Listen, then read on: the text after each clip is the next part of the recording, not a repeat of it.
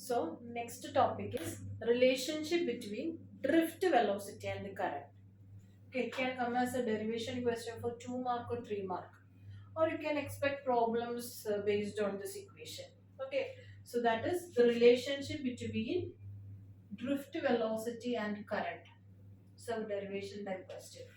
Drift velocity we know it is Vd, and current relationship between Vd and the current.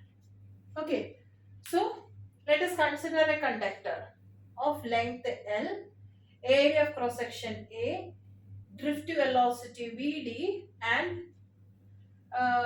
relaxation time tau. So this is a conductor of length L, area of cross section. Area of cross section means it is not the area of the conductor. Area of cross section means this area.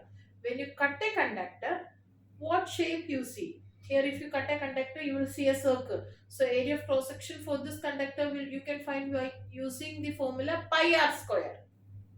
Okay. Here if you are considering this as a conductor, when you cut you will see a rectangle. So here the formula for finding the area will be L into B. Okay. So that is the formula for finding area. Area of cross section means when you cut what shape you see and the area of that shape. Normally in case of conductors it will be cylindrical shape, right? Normally the wires are cylindrical shape. So area of cross section you will use the formula pi r square to find the area. Now you have a conductor of length L, area of cross section A, and drift velocity Vd. Consider a conductor of length L, cross section area A, drift velocity Vd. Now for doing this derivation different methods are there.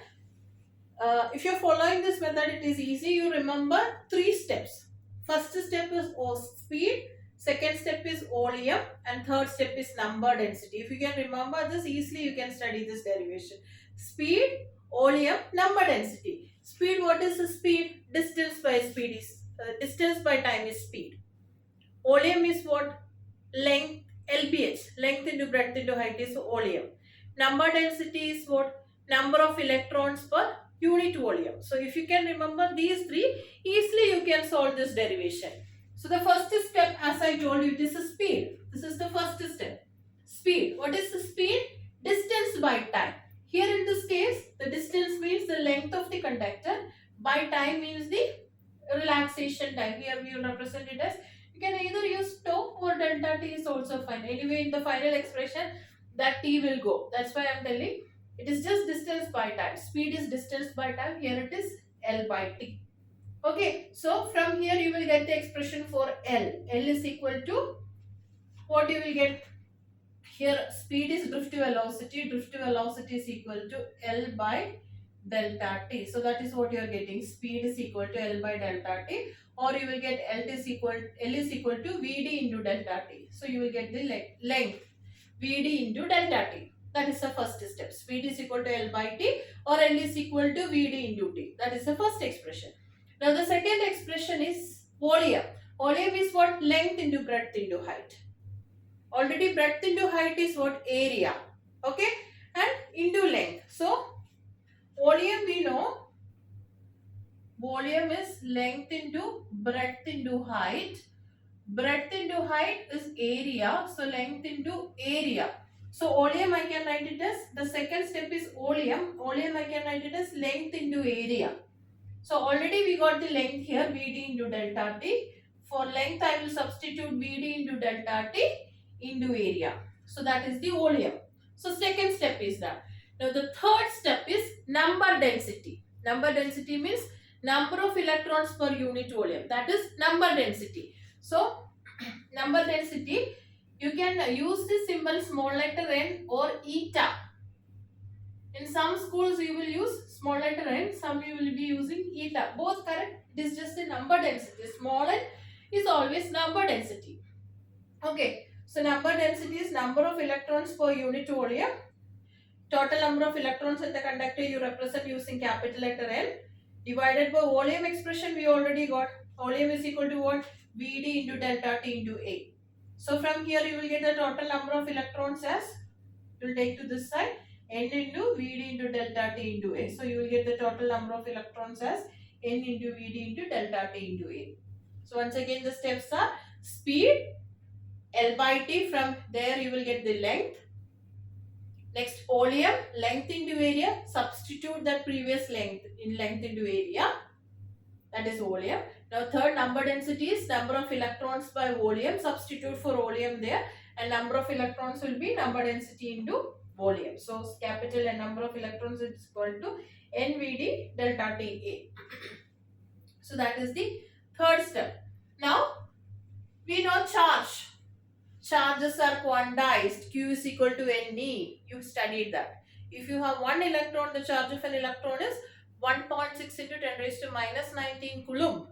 If you have two electron, what will be the charge? 2 into 1.6 into 10 raised to minus 19. If you have 100 electrons, what will be the charge? 100 into 1.6 into 10 raised to minus 19. What does that mean? Charges are quantized. Okay, so Q is equal to Ne is the formula. The total charge will be the total number of electrons into charge of one electron. Okay, so I can write Q is equal to Ne, and for N you will substitute this value. Okay, NVD delta TA into E. Okay, so also we know what is current. Current is equal to rate of flow of charge, or I is equal to what? I is equal to Q by T.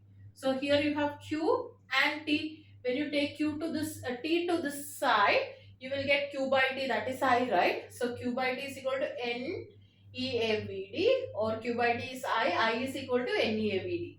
That is the relationship between current and drift velocity.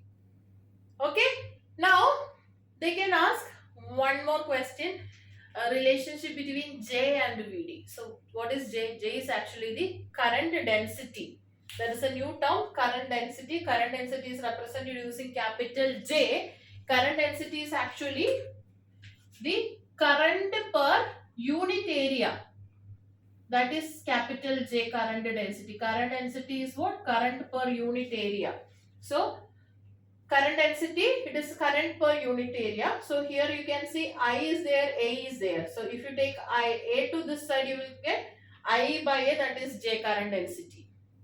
So J is I by A, I is neAVd by A cut, you will get the expression for current density as neVd. So expression for current density is neVd.